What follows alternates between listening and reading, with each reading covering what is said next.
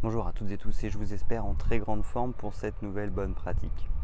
Aujourd'hui, je voulais parler des vacances parce que c'est la période et à un moment donné, il y a une règle d'or pendant les vacances, c'est de ne pas se contacter. Ça, c'est une obligation et ça, c'est valable à différents niveaux parce que vous allez me dire oui, mais Julien, tu nous dis ça, mais c'est pas possible. Bah ouais, mais justement, c'est là où ça commence à poser un problème. Alors déjà, le premier problème, c'est qu'on a tous besoin de repos. Et si à un moment donné on est dérangé par le travail, effectivement, ça va couper cette période de récupération. Et le problème, c'est que si on n'a pas assez de repos, on manque de recul.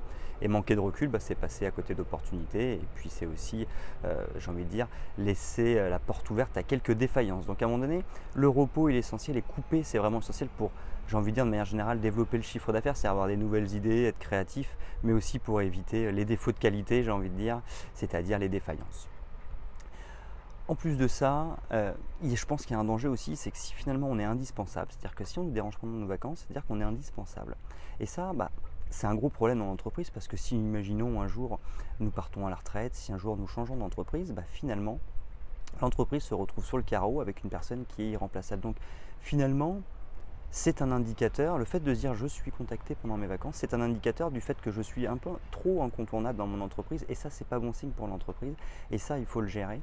Et puis je crois que le dernier point, c'est qu'à un moment donné, quand on est manager, on doit aussi déléguer à ses équipes. Et puis je crois que les vacances, c'est vraiment l'occasion idéale de donner de la confiance à ses équipes et de leur déléguer de nouvelles tâches, c'est-à-dire des tâches qui nous sont propres en règle générale. Et puis là, en l'occurrence, on va leur confier, puis on va voir ce qu'elles vont être capables de faire. Moi, j'adorais ça, surtout quand j'étais directeur de magasin. Vous confiez les clés du magasin finalement à votre adjoint ou à votre manager principal et finalement il se retrouve investi d'une mission. Je me souviens la première fois qu'on m'a confié entre guillemets les clés ou en tout cas la responsabilité du magasin, ça met une certaine pression mais je trouve ça extrêmement motivant et du coup le fait de le reproduire avec les équipes, je pense que c'est aussi pour elle extrêmement motivant, responsabilisant et c'est une vraie preuve de confiance. Voilà, j'espère que cette bonne pratique du jour vous a été utile et je vous donne rendez-vous dès demain pour une nouvelle bonne pratique.